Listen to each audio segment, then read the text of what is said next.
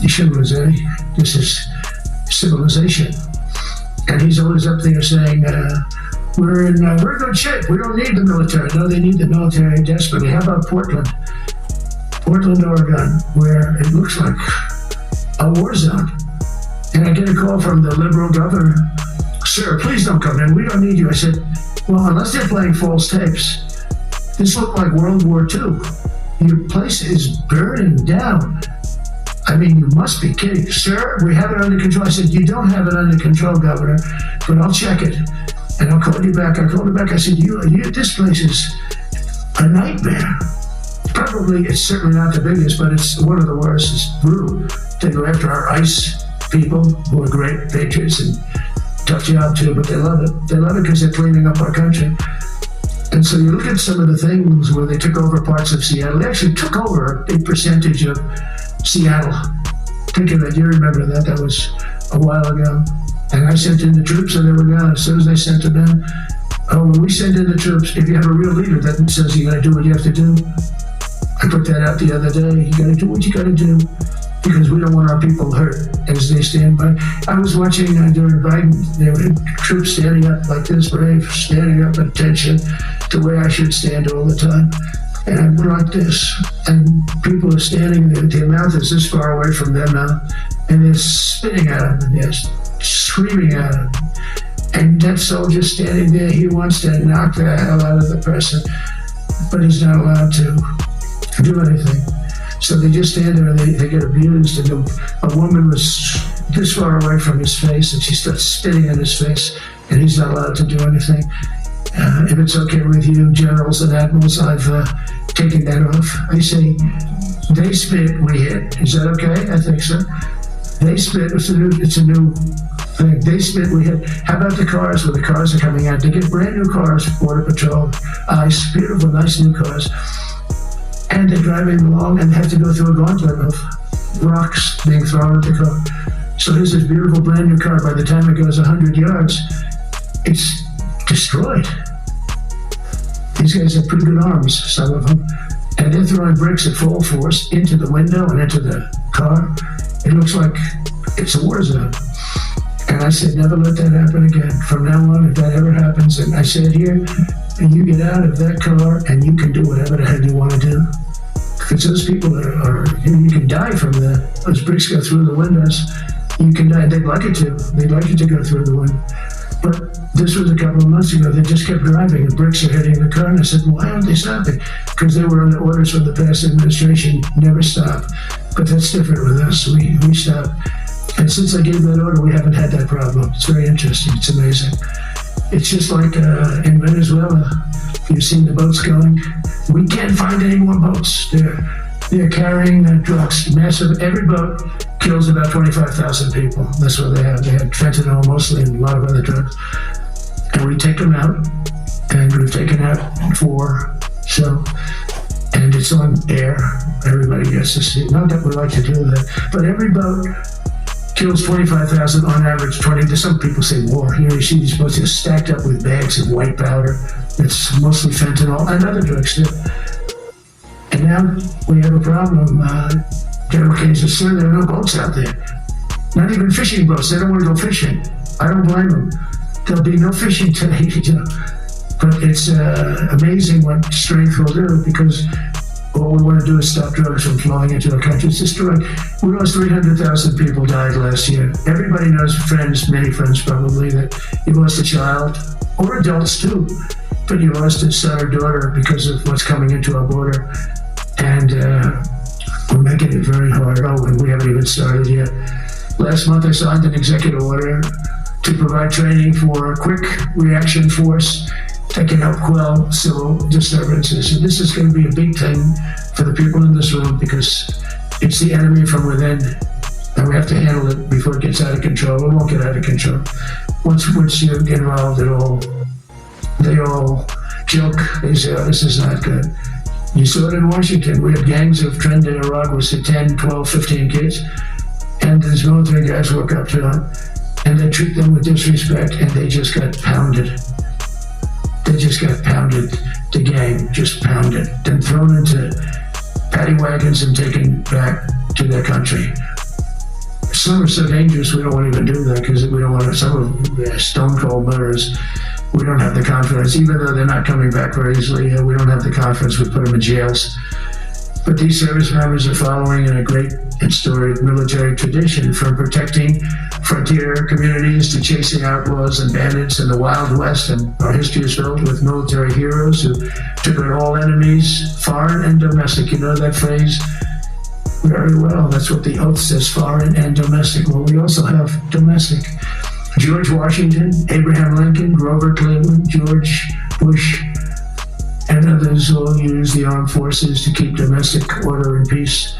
Many of our leaders use the military to keep peace. Now they like to say, oh, you're not allowed to use the military. And you know what the people say? The people in those cities where they're being raped and shot and beat up, you know what they say? We love the military. You ever see where they interview the people on the street? I've never seen somebody say they don't, unless they're radical and paid off, because a lot of these insurrectionists are paid by, whether it's Soros or other people, but they're paid by the radical left. So today I want to thank every service member, from general to private, who has bravely helped us secure the nation's capital and make America safe for the American people. It's amazing. The whole world is watching. Everybody in the White House, they come up to me, young women, sir, thank you. I know immediately what they're thanking. I don't have to say it. They walk to work now to the White House. We haven't had a crime in Washington in so long, because we got the careers, we call them the careers. We got these lunatics out, and they'll never be any good. You know, I hate to tell this to the liberal media. You could spend time with them. You could do whatever you want. You could send them to the finer schools, which they couldn't get into anyway, mentally. They couldn't get in, but no matter what you do, they'll never be good. They're bad. They're career criminals. I don't know, maybe they were born that way. Some people don't like me to say that, but maybe they were. Certainly some were. Together with the leaders here today, we're also restoring a needed focus on defeating threats in the Western Hemisphere. Throughout this region, cartel terrorists have been allowed to wage a relentless campaign of death and destruction on our country, all because we had weak leadership on top. And we did a great job with it first term, but this is something else that we're doing now. We're taking it to the next level, probably next level times 3. But we had COVID come up, and we had to take care of that. We did a great job with COVID. We had the therapeutics, it's just Regeneron, so many things we did for COVID. But we had to focus on that, and every other country in the world was being decimated by COVID. So we had to change gear a little bit to take care of that. But under our leadership, the military is now the knife's edge in combating the sinister enemy. We have to put the traffickers and cartels on notice, and we've done that. And we put them, a lot of them, we've called them a terrorist organization, which is actually a big thing to do. Nobody's done it, but I've done it with a lot of them. It gives you a tremendous advantage. If you try to poison our people, we will blow you out of existence, because it's the only language they really understand. That's why you don't see any more boats on the ocean. You don't see any boats. Around Venezuela, there's nothing. As president, I will never hesitate to defend our people from threats of violence, from the horrible plague that's taking place from within. The Iran nuclear power, the Iran, all of the great power that we thought existed, we blew it out to kingdom. We took advantage of it, and we just really took advantage of it. It was a beautiful thing to see, and that's what military power can achieve. That's why I chose Raising Cane. He's fantastic, by the way. I hope you all agree. If anybody disagrees, could I please have your hand? Who disappears and Raising Cane is no good? Just raise your hand. I don't see any hands raised. All right. That means you're okay. That means that he's okay now, but I saw his results. Yeah, he took out ISIS. I was told it was going to take 4 years. It took 4 weeks. I went to see him, and he took him out in 4 weeks. Knocked him out, knocked him to hell. And I was told by military people it was going to take 4 to 5 years to do it. And I don't even know if we'll have it then, sir. These were the Washington generals. I call them the television generals.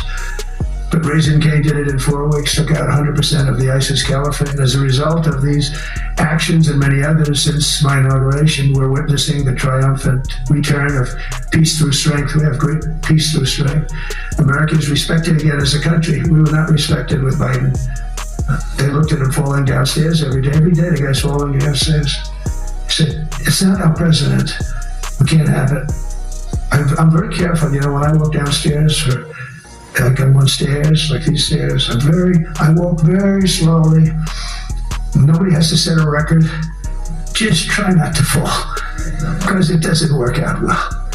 A few of our presidents have fallen and it became a part of their legacy. We don't want that. You walk nice and easy. You don't have to set any record. Be cool. Be cool when you walk down, but don't pop down the stairs. So one thing with Obama, I had zero respect for him as a president, but he would bop down those stairs. I'd never say, da-da-da-da-da-da, bop, bop, bop. He'd go down the stairs, wouldn't hold on. I said, but it's great. I don't want to do it. I guess I could do it. But eventually, bad things are going to happen. And it only takes once. But he did a lousy job as president. A year ago, we were a dead country. We were dead. This country was going to hell. We were dead in every way, from immigration to military. We didn't have the weapons. We were giving everything to Ukraine. We had nothing.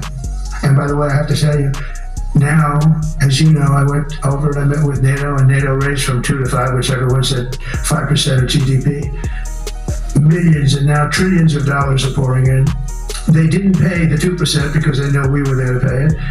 And now they paid the 5%. That's trillions of dollars. And we're not spending any money on that war, not 10 cents. We sell our equipment to NATO. NATO pays us for the equipment, and they give it to Ukraine or whoever they give it to. But they can keep it. But we're not involved. We have no money going out. Biden gave $350 billion. Not sustainable. $350 billion. And we have a war that should have never started. But we're not doing that anymore. So I just want you to know we're selling equipment. Our people are buying equipment. They are buying the equipment at full price, a fair price. So I don't want to say we're making money, because I don't want to be making money on a war. It's too many people dying. They're losing 7,000 soldiers a week. A lot of them are Russian soldiers, but between the two countries, mostly soldiers, by the way. Sometimes, you know, in Kiev, they'll lob a missile in, or some drones in, kill some people. But mostly it's soldiers. Russia and Ukraine are losing 7,000 souls. And, you know, they're not American. They're not us. They're not you. We have a special obligation. But they're soldiers. They're young people. They leave their parents. They wave goodbye. And then 2 days later, they're blown up. So unnecessarily. And so that's the primary reason I want to get it done. And we got to get it done. It's crazy what's going on. That's the worst war that has been since World War II. The number of soldiers that are being killed there is just crazy. From 5,000 to 7,000 soldiers die a week. Think of that. So I think we'll get that done. But that's turned out to be the toughest one. I'm so disappointed in President Putin. I thought he would get this thing over with. He should have had that war done in a week. And I said to him, you know, you don't look good. You're 4 years fighting a war that should have taken a week. Are you a paper tiger? And it's a shame, but I think eventually we'll get that one done, just like in theory, I want to knock on wood, because you never know. It's like we're going to have the Middle East done, which is actually a much harder thing to do. I mean, thousands of years.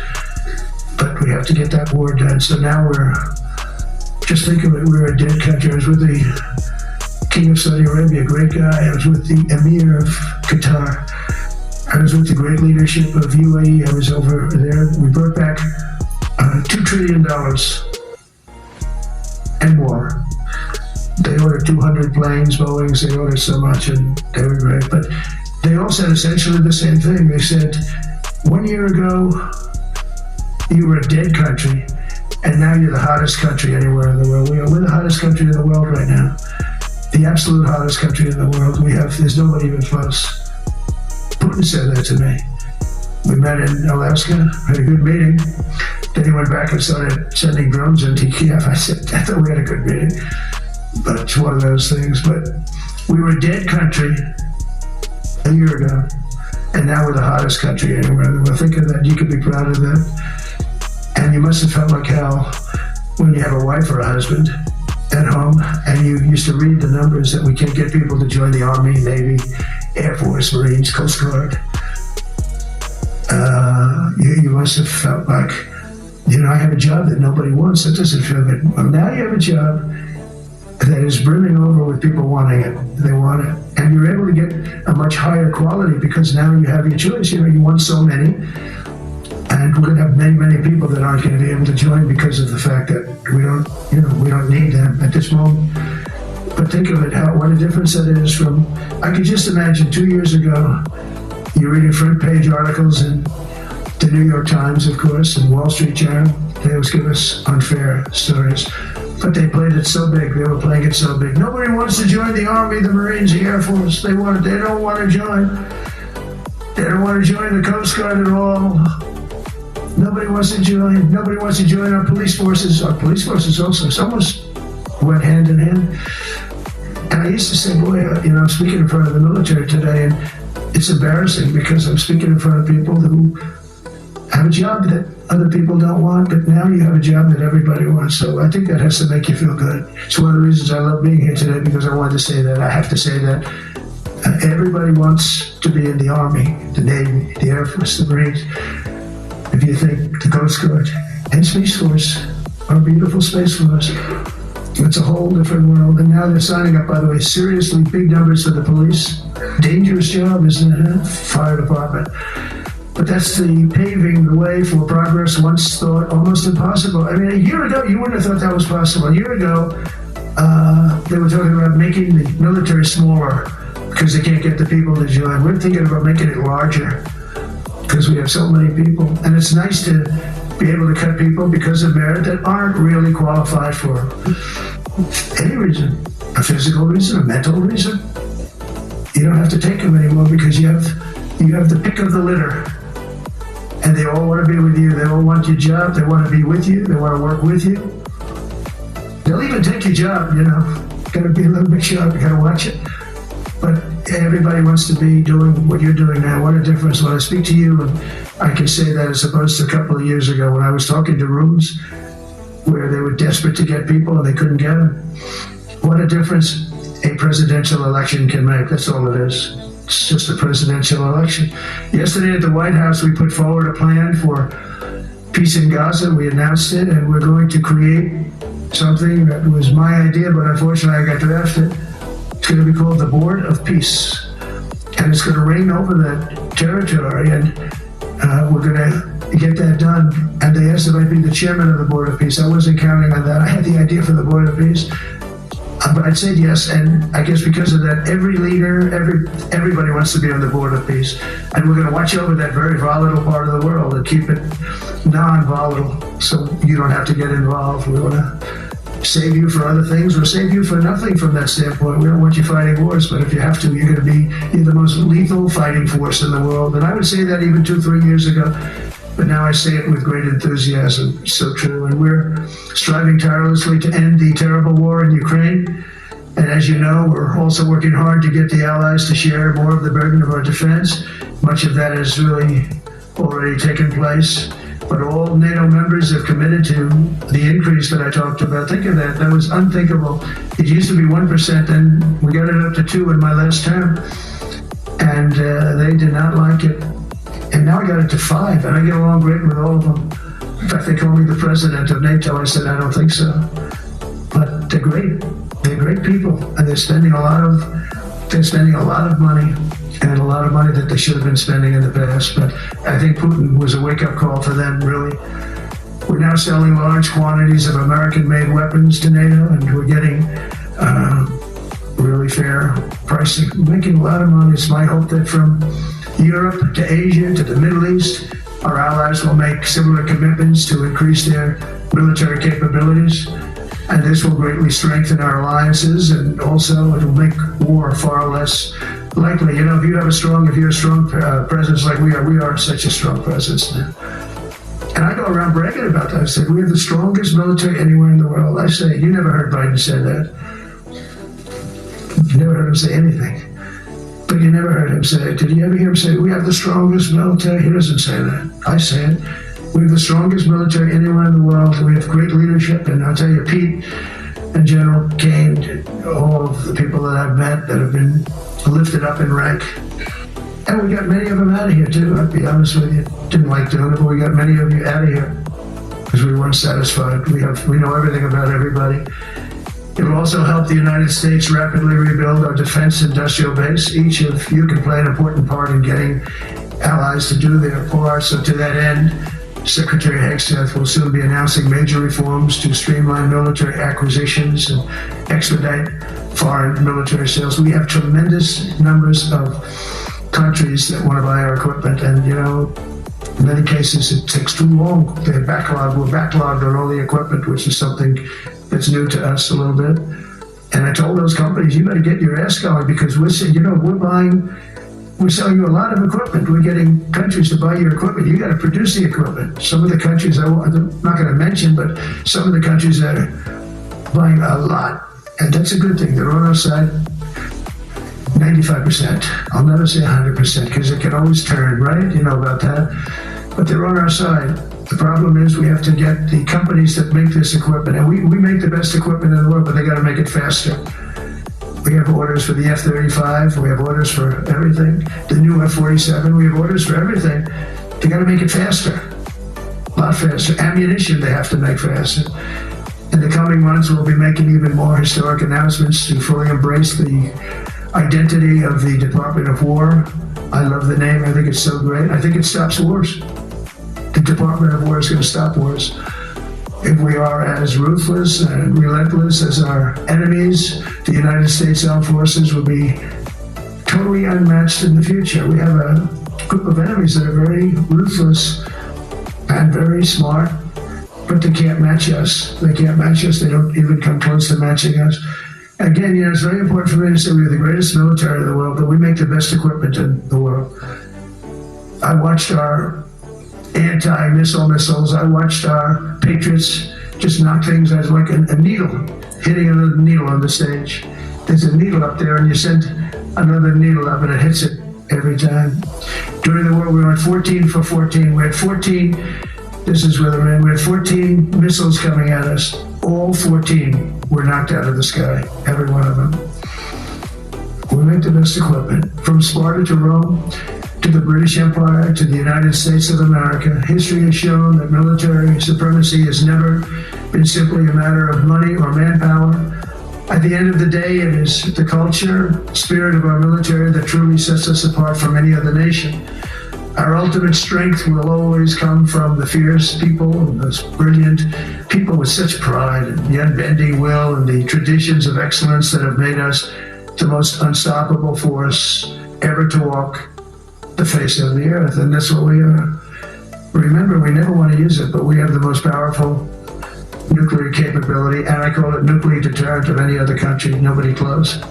The men and women in this room inherit the legacy built and won by Washington and Jackson, Grant and Pershing, Eisenhower and Patton, Nimitz and LeMay. We carry forward the majestic military heritage passed down from father to son, soldier to soldier, and one generation of warriors to the next. You are warriors, you know that, right? You're great warriors, or you wouldn't be in this room. You're the best of the best. From Concord Bridge to Fort McHenry, from Gettysburg to Manila Bay, from Normandy to Sicily, and from the jungles of Vietnam to the dusty streets of Baghdad, America's military has charged into hellfire, climbed up jagged mountains, crossed roaring oceans, and thundered across open deserts to defend our flag, our freedom, and our homeland. Nobody does it like you. Now we are discovering American muscle, reasserting American might, and beginning the next story chapter in American military legends and lore. That's L-O-R-E. It is lore. When it comes to defending our way of life, nothing will slow us. No enemy will stop us. They cannot stop us. And no adversary will stand in our way. They won't stand in our way. We don't want them to stand in our way. We don't want to even put them in that position, but they're not going to stand in our way ever again. You'll never see 4 years like we had with Biden and that group of incompetent people that ran this country that should have never been there. Because we are the United States military, the best, the boldest, the bravest that the world has ever seen, that the world has ever known. With leaders like we have right here in this beautiful room today, we will vanquish every danger and crush every threat to our freedom in every generation to come. because we will fight, fight, fight, and we will win, win, win. I want to just thank you once again, and God bless the United States military, and God bless America. God bless you all. Thank you very much. Thank you.